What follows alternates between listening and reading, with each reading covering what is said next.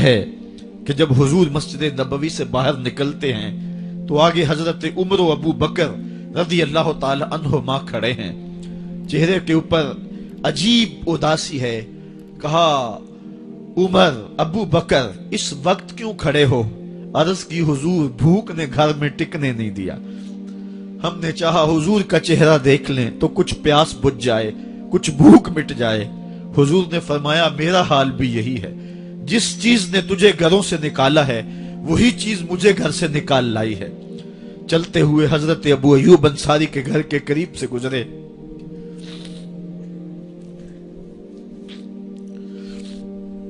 حضور کی خوشبو پا کے وہ باہر آ گئے۔ عرض کی بندہ نواز آج میرے مہمان نہیں بنتے؟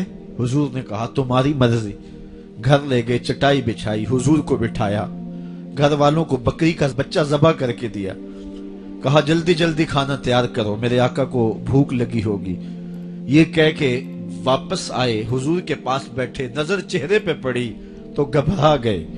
نکاحت کے آثار اتنے واضح تھے کہ سمجھ آ رہی تھی کتنے دنوں سے حضور نے کچھ نہیں کھایا۔ اٹھ کے باغ میں چلے گئے، کھجوروں کا خوشہ توڑا، حضور کے سامنے رکھا، کہا بندہ نواز جب تک کھانا تیار نہیں ہوتا یہ کھجوریں تناول فرمائیں۔ تھوڑی دیر کے بعد کھانا دسترخوان پہ لگ گیا، حضور سے عرض کی گئی حضور آئیں کھانا تناول کر لیں۔ حضور نے دسترخوان پر تشریف فرما ہو کر کے حضور نے کپڑا اٹھایا تو حضور نے جب دیکھا کہ کھانا ہے تو حضور نے ایک روٹی لی اور چند بوٹیاں اٹھائیں اور ایک خادم کو بلا کر کے کہا جاؤ ہمارے گھر دے آؤ، میری بیٹی فاطمہ کتنے دنوں سے بھوکی۔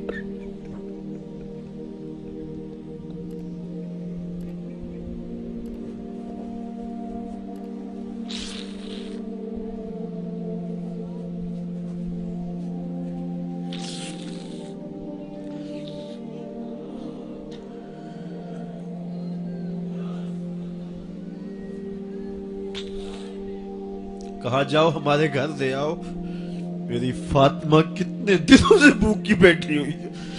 مال کے کونین ہیں گو پاس کچھ رکھتے نہیں، دو جہاں کی نعمتیں ہیں ان کے خالی ہاتھ میں۔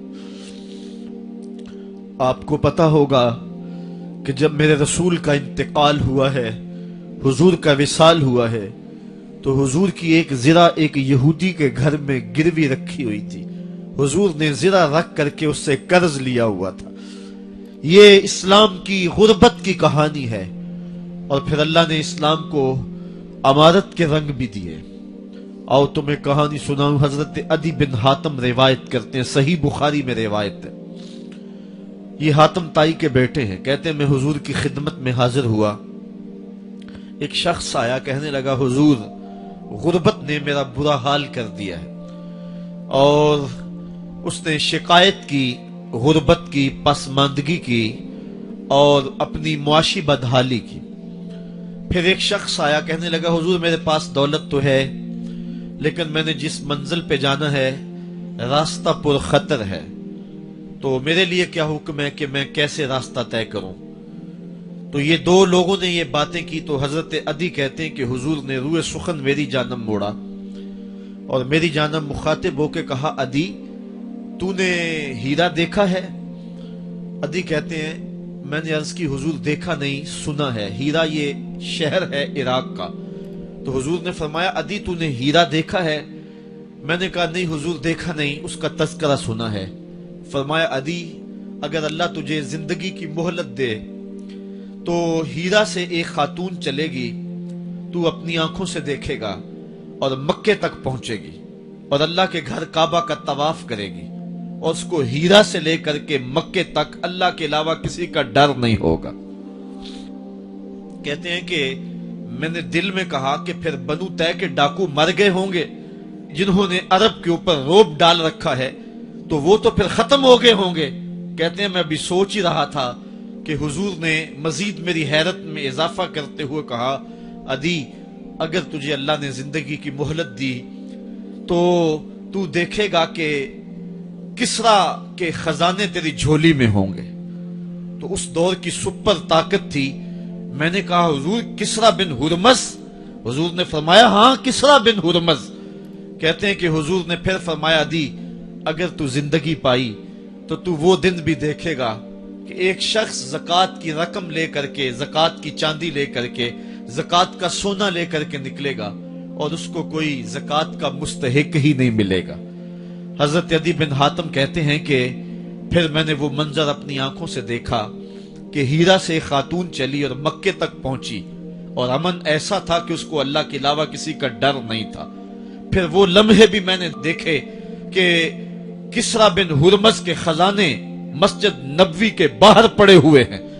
تو کہتے ہیں تیسری چیز میں دیکھ نہ سکا اور میں نے لوگوں کو کہا کہ یہ میں تو نہیں دیکھ سکا، میری شاید زندگی وفا نہ کرے، اور اگر تمہاری زندگی وفا کرے تو تم دیکھنا میرے آقا نے جو فرمایا تو 2 باتیں تو پوری ہو گئی ہیں اور تیسری بات تم دیکھ لو گے.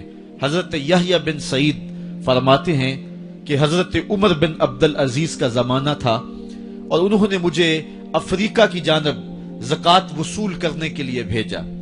میں وہاں سے زکوٰۃ وصول کی اور پھر میں زکوٰۃ لینے والے مستحقین کو ڈھونڈنے لگا. تو کہتے ہیں مجھے کوئی مستحق نہ ملا. پھر میں غلام پکڑتا اور اس کے پیسے دے کے اس کو آزاد کرواتا چلا جاتا.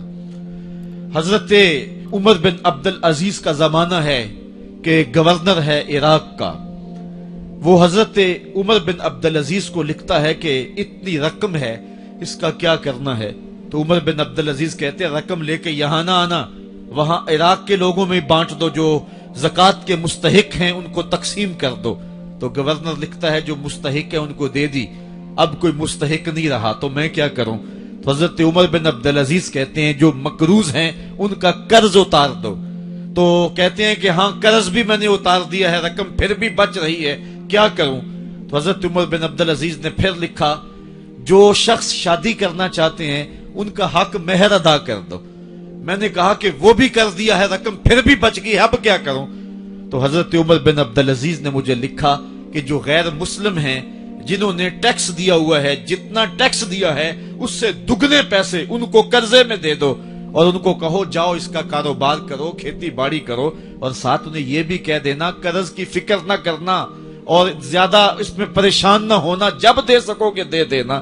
یہ دور بھی پھر اسلام نے دیکھا اور یہ گھڑیاں بھی دیکھی جب چیتھڑے پہنے ہوئے تھے، جب پیوند لگے لباس پہنے تھے، جب پیٹ میں ڈالنے کے لقمہ بھی نہیں تھا. اللہ کا دین اس وقت بھی غالب تھا، اور جب گلیوں کے اندر ریشم بکھرا ہوا ہوتا تھا کوئی اٹھانے والا نہیں تھا، دین اس وقت بھی غالب تھا.